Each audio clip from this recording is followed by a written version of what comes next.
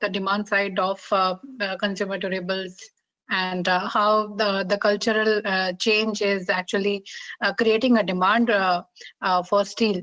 Now we will start the Q&A, and Dr. Shubh Gautam, I'd just like to inform you that we have received many questions, and we will try to take up as many as questions we can. So we are taking the first question we have from Mr. Prashant Gabane. He's from SAIL, and his question is to Dr. Shubh Gautam.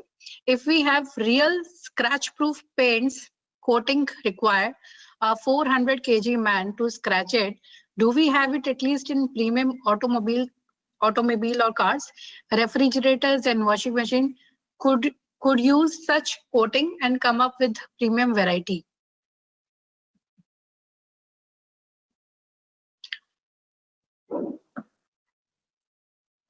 Yes.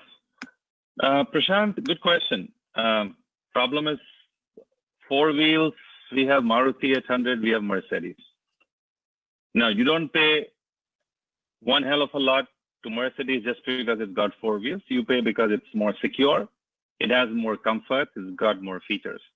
Today, we have scratch-proof coatings, very high scratch-proof coatings, which are used by oil and gas industry.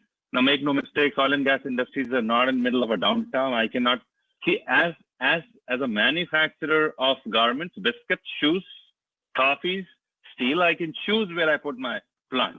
But if I were in oil and gas industry, I have to go to a place where oil and gas is, and these are very remote locations. And primarily, oil and gas industry does not use color-coated steel for protection. Now, what I said is color-coated. So if they don't have color, they have coatings nevertheless. And one of the aspects of these coatings is a very high scratch-proof coatings. The question is cost. And I've been saying it.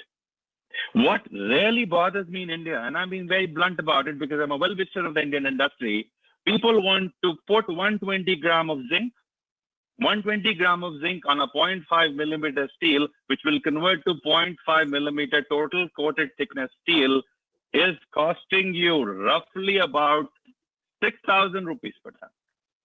But they will put the worst quality paint. And if there was a scheme saying, buy one barrel of paint between 5 and 6 p.m. and one barrel free, probably give for that. That mentality needs to change. And that needs to change now.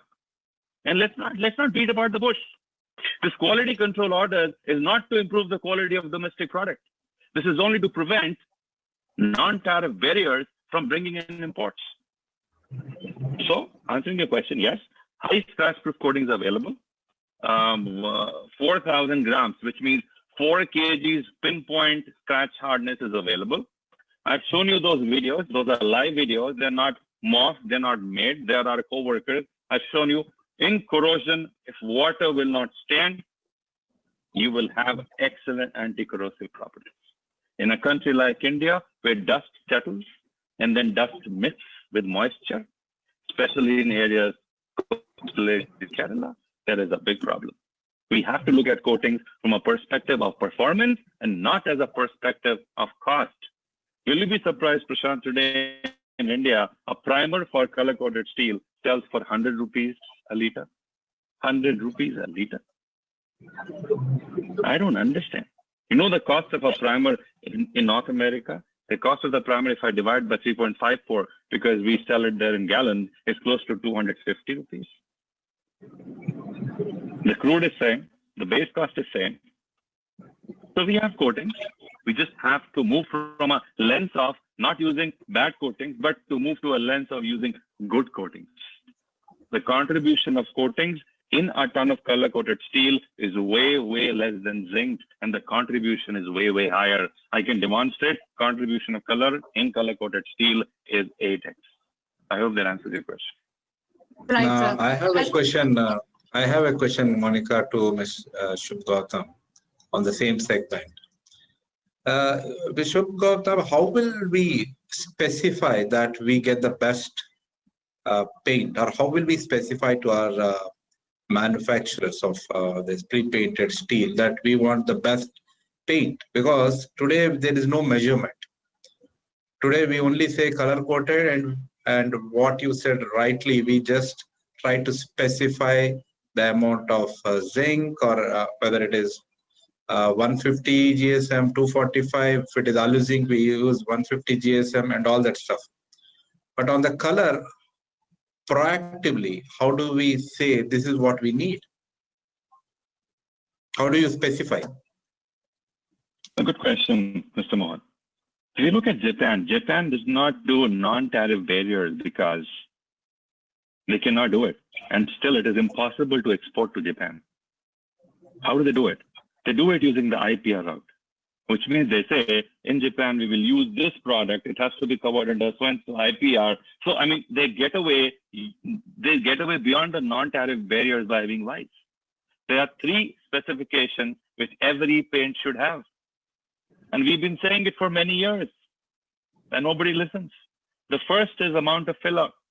No paint should have any filler, because filler is a way of reducing cost. That's how the PVC pipe industry completely got ruined. And there's a very simple test of doing it. So why don't people say no fillers? That's number 1. Number 2, there's something called a water boil test. You do a cupping of 7.5 millimeters after cross hatch and dip it in boiling water for 60 minutes. The cupping machine costs you only 90,000 rupees. A beaker costs you 25 rupees. A heater costs you 150 rupees. That's all it takes. And there should be no peel. If the paint adheres well, it will perform well. Still, it is not done because 70% of paints in India fail the water boil test. And number 3, you have to know the molecular weight of the resin that the paint it is made of. People don't even bother because the only performance characteristic of a paint in India is the cost. As I told you, a 5012 is sold for 140 rupees, sold for 200 rupees. How many people would buy a paint for 200 rupees? Everybody wants 140, going down to 120, but we want to make the best color-coated steel. Clear answer, water boil test, no fillers, and of course, the polymer molecular weight. Very simple test, no rocket science needed. Okay, thank you. So we have one question from Mr. Saurav Agarwal. He's asking, why is there such price difference between different manufacturers who say the material is AZ70 and the best quality? However, there is a price difference of 10,000 rupees. Anybody can answer. That question for me, I think so, Ashwin. Would you like to take that? Yeah. So I will take from you and then I will take from Ashwini. Yeah. So, see, as Mr. Gautam earlier mentioned that AZ70 is only a part of the total offering. A lot of cost goes into the base metal, then the coating, whether it's AZ70 or 150, and then the painting, paint processes or paint systems, what is the back coat, how much is the back coat, how much is top coat, and all those things. So these days, you have option of supplying paint with 35 microns, and you can also supply a monocoat with say 13, 14 microns. So you can see the huge difference in terms of paint cost itself. And then what is the kind of paints you are using, and what is the kind of brand you're talking about. So if you look at the entire thing, it's possible. It's possible to make supply a painted sheet for 15,000 villas. Why 10,000? I can always supply you either 70, 15,000 villas. But you need to know what I'm going to use it for. What I'm buying and paying for. Dr. Shubh Gautam. I don't have much to add except the fact that there is always a brand perception that someone pays for, and brand perception is not something you can create overnight. I mean, don't get me wrong. There's something called warranty. There's something called a brand. A warranty you offer saying, okay, this product is warranted for performance. But if you buy a Coca-Cola bottle, every bottle of Coca-Cola is warranted. You don't have to write it. That's part of the branding.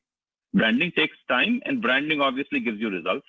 So I would attribute to saying that most of it is because of branding, and obviously the amount of what goes into it. The only little place where I'd like to probably add my 2 little bit is, it has been documented that monocoats are better than 2 coats because there is a way a primer has to be applied. A primer has to be undercured because primer will pass again when the top coat is baked. And we've had problems in India where customers have said, oh, your primer does not pass MEK rubs. It is not supposed to pass MEK rubs. If it passes MEK rubs, when it goes into the top coat oven, it will fracture. So when we had, there was a monocoat, unicoat rollout, it was a humongous success. We generated more than 500 pages of knowledge from that. The biggest knowledge we got was the quality complaints reduced because we took away the variable called primer. The moment you took away the variable called primer, suddenly you had a paint which was responsible for everything. Now, if you look at a line, a primer oven, 40 meters, top coat oven, 40 meters. No, primer has to be undercured, top coat has to be rightly cured. Now, how will you do that? In winters, the steel is at 9 degrees. In summer, the steel is at 40 degrees. Tell me somebody who changes the temperature of the ovens by 30 degrees in India. I'm giving you practical points. Now, if you can't do this, this has to be done by way of coatings, if that answers the question. So we have a question from Mr. ACR Das. He's asking a question from Dr. Shubh Gautam. His question is, fully agree with you that quality of color is of great importance, but don't you agree that there should be a minimum standard coating, weight or thickness for color, even with the best quality color? In this perspective, what is your comment on supply of lower than 70 coating CC sheet, which is prescribed in IS? Very good. Good afternoon, Dasa. You are far more knowledgeable than me to answer your question. Yes, I do not agree that there should be a mandate of zinc on color-coated steel. To put it this way, if there was a mandate that no laptop can be less than 1 kg, Apple would not exist. There should be no mandate on weight. There should be a mandate on performance. Quality standards should say a water boiling test is mandatory. The quality of paint should not have fillers. The molecular weight needs to be 3.6 million mass units per mole. You should specify performance. You should specify tests.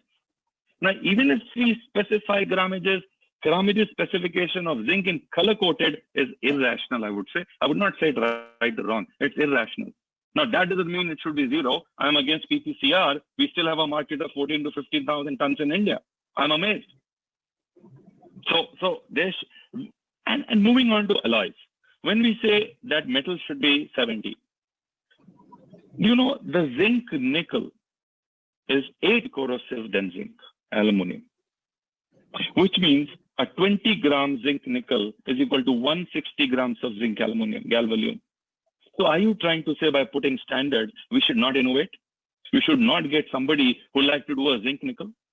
A zinc nickel tin is 12 times more anti-corrosive, which means a 10 gram of zinc nickel tin is equal to 120 gram of zinc. Are you trying to say in India, there should be no investment towards innovation because my standard says zinc should be 120 GSM? I completely disagree with that. Standards kill innovation if they are not made properly. And let's be very, very vocal about it. And I am on your side when I say that we need to have non-tariff barriers. And what is the way of non-tariff barriers is quality standards. I completely agree from that point of view. But at the same time, we also need to have certain barriers which say that what, I mean, let's call a hair a hair, if that answers the question. Mr. PV Mohan, we have a question for you from Mr. Rajiv Shukla.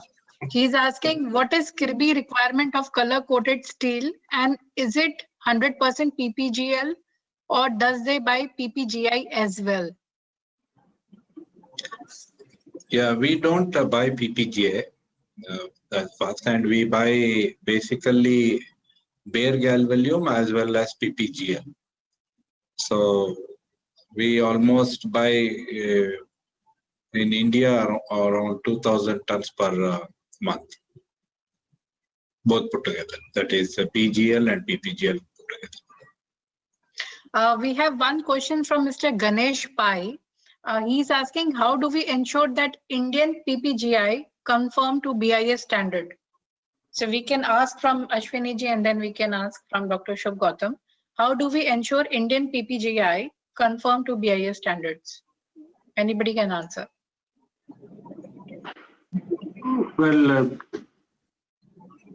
there are for BIS there are standards already test suggested, you can look at the TCs and also do some basic tests done, as Mr. Shubh Gautam told earlier. But at the face of it, by looking at the product, very difficult. You probably will want to go to a reputed supplier if you don't have the right testing facility with you. But if you can spend some basic amount of money on small basic tests like salt spray values and all those things, you probably can know it yourself. Dr. Shubh Gautam, you like to add anything? I probably did what Ashwin said. Absolutely well Okay. formulated. So moving on to next question, we have from Mr. Vivek Pusalkar. He's asking how much more corrosion protection color can give over metal coating? Anyone can answer. Sorry, I didn't get the name. Can I have the name, please, Martha? Mr. Vivek, he is asking how much more corrosion protection color can give over metal coating? So we have products, polyester products, which give you 40 years of lifetime. And we have completed almost 21 years in Florida of these products. And these are not PVDF. They don't cost you an arm and a leg. They're simple polyester. So now we have one Vivek, what I'll quality. tell you is, I'll tell you, Vivek, it's also something that we have to understand. It's not Ferrari which wins the race. It's a Michael Schumacher in a Ferrari which wins the race. If I had the Ferrari, I would not be able to win it. It's also the way you handle the products. It's also a part of application. I visited more than 110 lines, color coding lines in China, and trust you me, we call them color coding lines. They should not be called color coding lines. So it's proper application, coatings, oil and gas industry. So where does anti-corrosive standard come from? Anti-corrosive standard don't come from ASTM or BIS or GIS. Let me be very frank. Anti-corrosive standards come from nuclear industry. We call them gold standards. What applies to aerospace and nuclear? Because there are zero defect areas. You can't have a fusion reactor having corrosion and everything break loose. So till about, I would say 2007, aerospace only used cadmium coatings. But because cadmium was a heavy metal, so they had to switch to other coatings. But cadmium was super level in terms of anti-corrosive. Even today, let me tell you, hot dip zinc, vapor deposition of zinc, electro deposition of zinc, do you think they give the same corrosion protection? Of course not. We've seen the problems.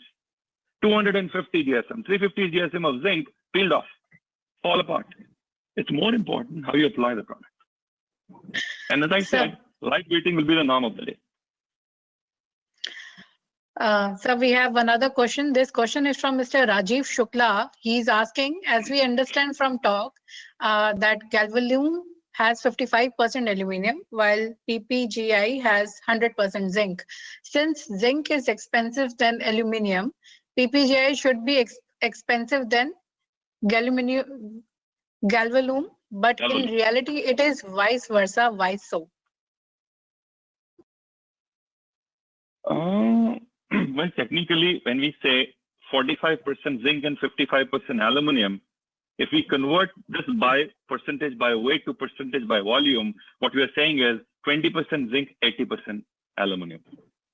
So if you look at copybook practice, yes, for 80% volume aluminum product will be cheaper to make.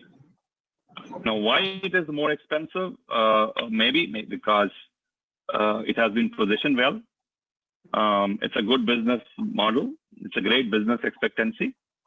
And probably, Ashwin, you'd like to add something since you are a leader in Galvalume. Yeah, there is, see, rightly said, no, we also kind of, though the aluminum content is higher, but when you buy the alloy, basically alu and zinc combined alloy, it is not that proportionally cheaper as compared to pure zinc. That's one. Second thing is the process. When you process galvalume versus galvanize, the power cost is higher because of the temperature reasons. And third big reason is, the coverages or the area which galvalume offers you for the same weight vis-a-vis GI is different. So gadolinium basically offers you around 2 to 3% more coverage as compared to GI. So that is why it's also having position to be at higher price. So Just a we have lightweighting one. concept. Excellent. Because galvalume is lightweighting in nature, hence it can have that pedestal of Durastep. Wonderful. I hope Mr. Rajiv Shukla has got his answer, and I believe this must be a common question which a lot of people are asking. 2-3 more questions we will take because we have received so many questions. I'm trying to accommodate as many as questions we can. Another question we have from Mr. Shankara Raman from NITT. He is asking, can you mention an application for which color-coated steel yet to be produced?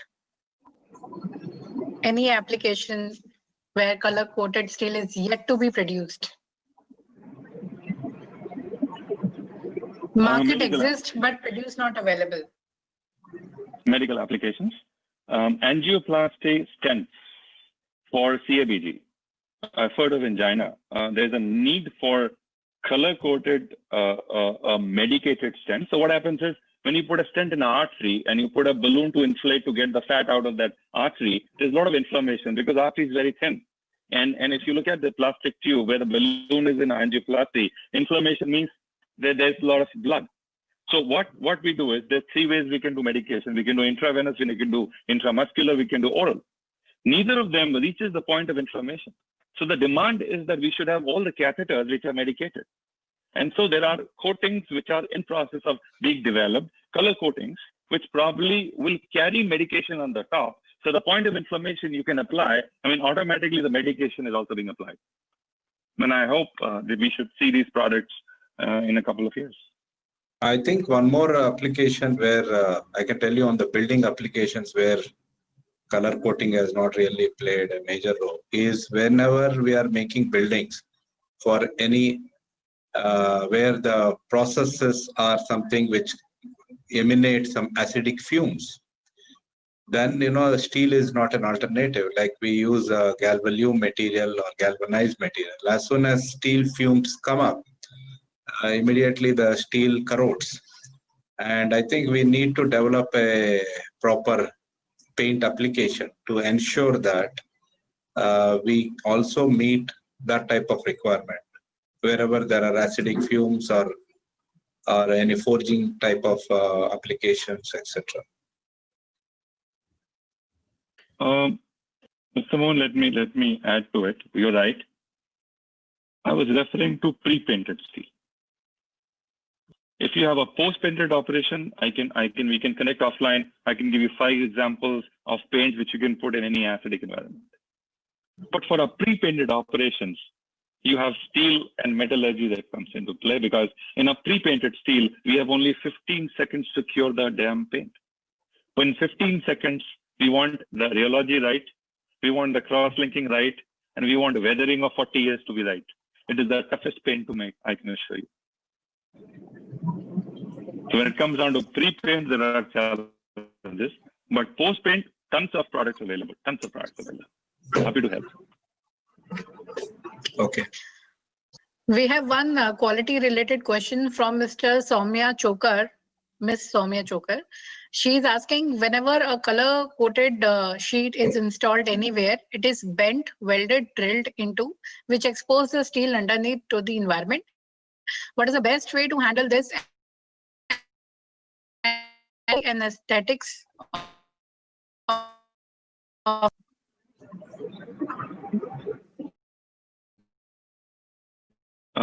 Soumya, we have a product, and this happens everywhere globally. Steel is meant to be chopped. Onions are meant to be chopped. So let's not look at how they should be chopped. We have a product called Cut-Edge Pro. It's called a CEP. It was launched 2 years back. It's nothing but a small spray, very affordable. And we have mandated to most of our secondary consumers that once you have installed and done away with whatever you are doing, please apply this Cut-Edge Pro to all the cut edges. It doesn't cost a dime, more than a dime, because a 200 rupee aerosol will do more than 2 tons of steel on cut edge. You do that and you're up and running. You're done. I hope that answers your question. Please connect offline and we'll let you know. Happy to help. Uncut is pro details. We have one question from Mr. B.N. Gupta. He's asking, what is the difference Galvalume and Galfan? So far, corrosion resistance is concerned. Ashwini, you can answer that. Ashwin can take that. Ashwini ji, so what is the difference between Galvalume and Galfan? So far, in terms corrosion of, resistance. Yeah, in terms of Galvalume is more of a aluminum-based product. Percentage of aluminum is higher as compared to zinc. And other products like Galfan or Postmac or Bengalis are more zinc-based products. So zinc percentage is very high. So in terms of corrosion resistance, salt spray values, Galvalume always gives you higher life salt spray values. Say in a Galvalume Razor 150, you can easily get 1000 hours salt spray value, which you may not get in Galfan or Postmac. There the coating had to be far higher. So a coating of 275 GSM plus in Galfan and others will be equal to Galvalume Razor 150. So both can do the trick, but depends upon what is the coating you're asking for. Right, sir. We have one more question from Mr. Suneet Goyal from Naresh Steel. He's asking, what is the advantage of Unicoat? Is it only commercial advantage or technical development as well?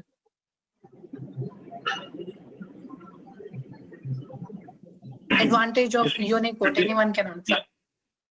Yeah. Today or tomorrow, we will have to face the devil that we create. We cannot use this planet as a dumping ground. We cannot extract from this planet and forget about our deeds. We cannot dry up the rivers, cut all the forests, and completely mess the planet. And this is our personal environmental sustainability responsibility. Zinc is not an artificial product. Zinc is a natural product. Zinc will not last forever. We don't start working towards reducing zinc and increasing performance. I'm not saying reducing zinc and reducing performance. We will face tremendous pressure in times to come. Such is the case with primer. If primer is not applied properly, then it is better do not apply primer. And when we say not applied properly, there is a science to it. When a line is running at 140 meters per minute, and you have only seconds, 15 to 20 seconds for a primer to bake, and we are applying 3 microns. A human hair is 100 microns. What are we trying to do? So if you are in the business of applying 3 microns, better don't apply primer. A Unicoat is a better product. It has been proven globally. Oil and gas industry is on a Unicoat product. A primer is not necessary. Primer is only an intercoat between the steel substrate and the top coat. Technologies have moved on. We used to say, whenever there is a burn, what do? In terms of water, what did we say, right? Whenever we had ulcer, what we said, drink milk. What do we say now? Don't drink milk. This is advancement in technology. Similarly, primer was there when we didn't have cleaning mechanisms. Primer was there when we didn't have electro-cleaning mechanisms, when we didn't have good quality lines, when we didn't have good control characteristics, when we didn't have Profibus systems, when we didn't have high-speed things. Now, times have changed.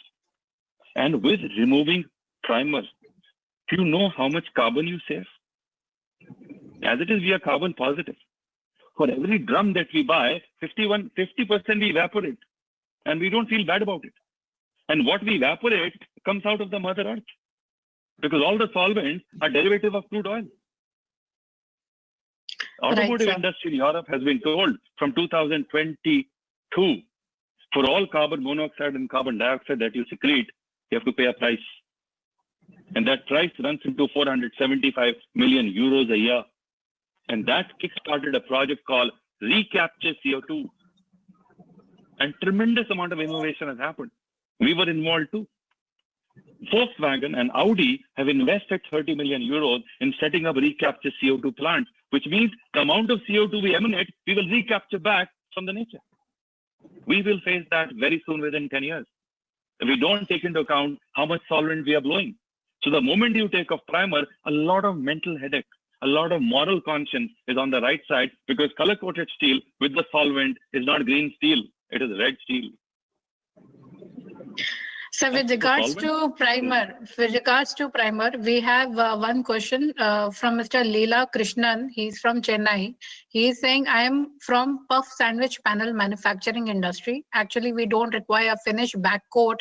We require only a foam adhesive premier or only galvanized finish. In actual, we are not getting this type of coil in Chennai. It may reduce the cost for us. Sure, that's a valid proposition. I mean, I'm going and saying, if white goods appliances are only meant to stay indoors and the anti-corrosivity is only grade 1, why do we need to have primer in the white goods, in appliances? Forget any element. Why can't we take off and say that much more solvent? Why can't we become that much more greener in the process of eventually becoming green? He's right. How he wants to do it, he can probably connect offline. We'll find a solution for him. But he's right in terms of directionality of thinking. So we have one question. Is there an application for sandwich panel products so that adhesive can be more relevant over? This question is from Mr. Sharaf Mohammed. It's a possibility. It's a technical discussion. Yeah, it's a possibility, but it's a technical discussion which probably will be better done offline given the constraints of time. Ashwini ji, would you like to answer this? Is there any application for sandwich panel products so that adhesive can be more? Yeah, there is. You need to see this entire end use in totality. It can be worked upon. Okay, we are taking last question and then I will request Dr. Shubh Gautam to conclude the session. This question is from Mr. CB Jacob. He is asking, what is the reason for some shade failure during lab test for 5% NaOH and 5% HCl test? He is from Tata Steel BSL. Anyone can answer. Ashwini ji, you like to answer this? What is the reason for some shades failure during lab test for 5% NaOH and 5% HCl test? Well, I am not able to answer that. Is the technical thing which. Let me break it. So basically, what he's talking about is acid resistance and alkali resistance, right? Now, acid resistance and alkali resistance, as we showed in one of the videos, is inherent property of the chemistry that we're talking about. It is dominated by a lot of factors apart from cross-linking density, right? Now, please don't mind my saying it. You can't put all your fruits in one basket. If you need certain products, you got to pay a price for it. If the tendency is that no, we don't want to pay a price for it, then of course our aspirations are not justified. But yes, if you pay a price for it, then you'll get on the line what you get on the lab. Problem in India is very few paint and coating manufacturers have done real R&D. No, most are offshoots of multinationals. So they've got formulations at one point of time, which is like 10 years back. Those formulations are not valid because they've been indigenized. Once they're indigenized, they no longer carry the same warranty of performance, which they were when they were formulated probably 20 years back. Number two, none of the coating suppliers understand what polymers and resins are because they outsource it. That's the reason we were shocked when we did a study and found that majority of the paints and coatings have fillers.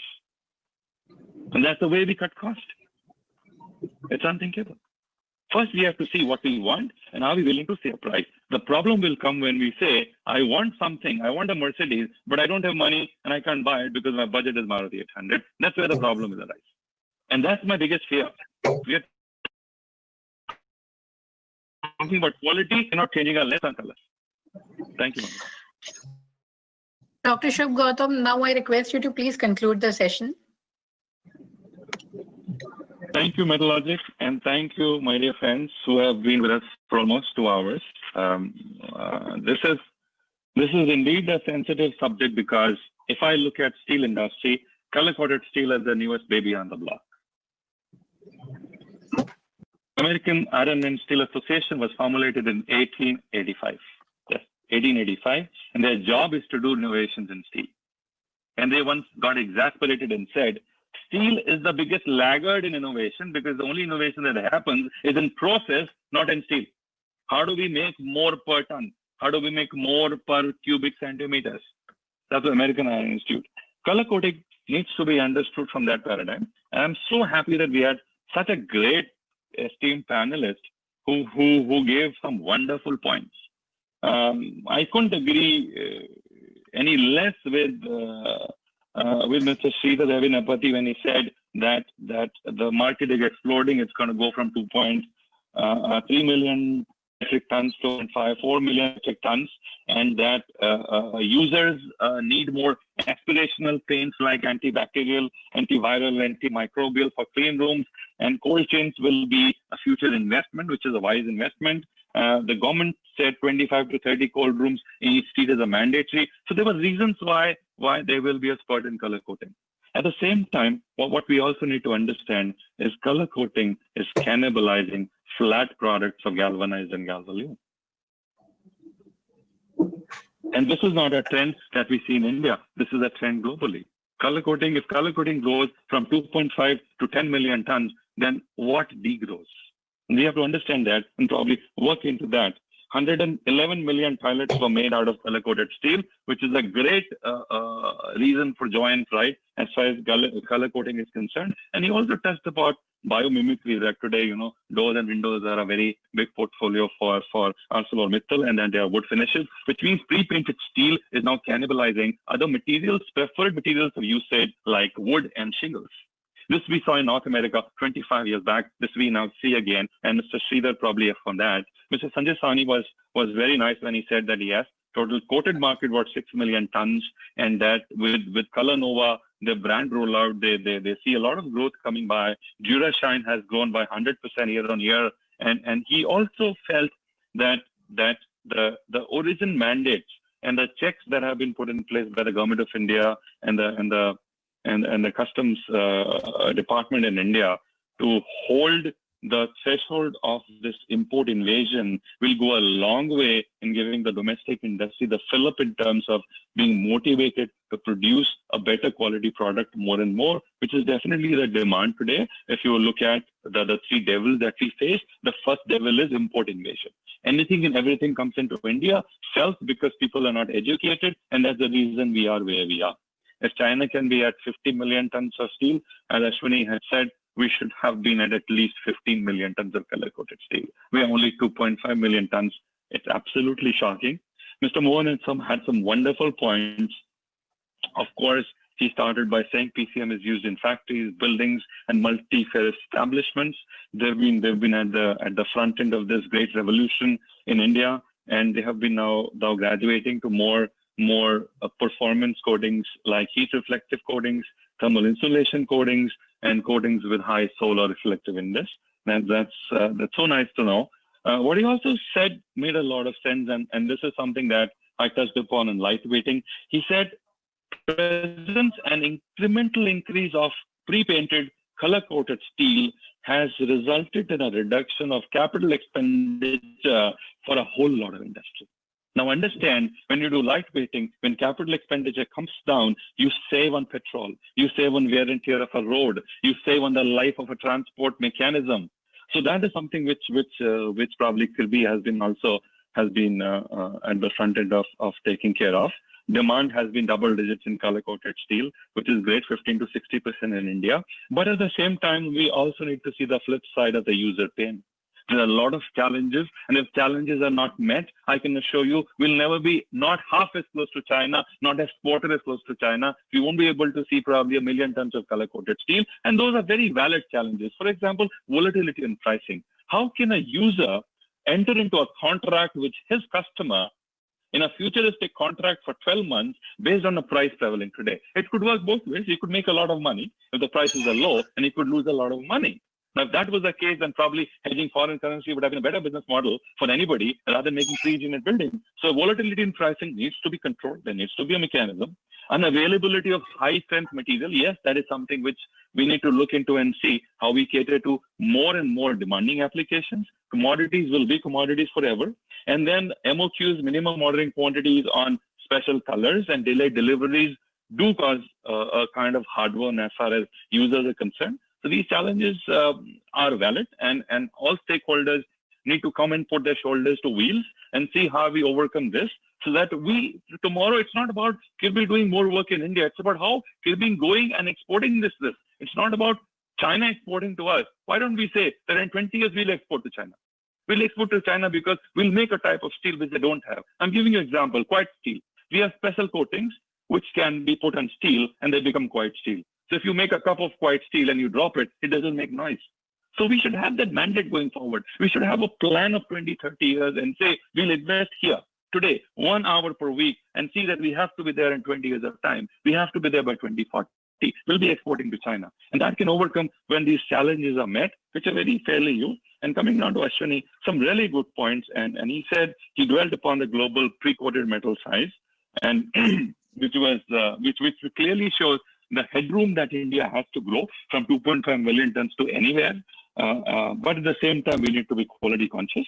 Coming down to white goods, he said income parity and demand cycle, given the fact that our genetic order remains that we are nuclear families in nature, white goods will tend to grow by at least 2.5% in the next 5 or 6 years.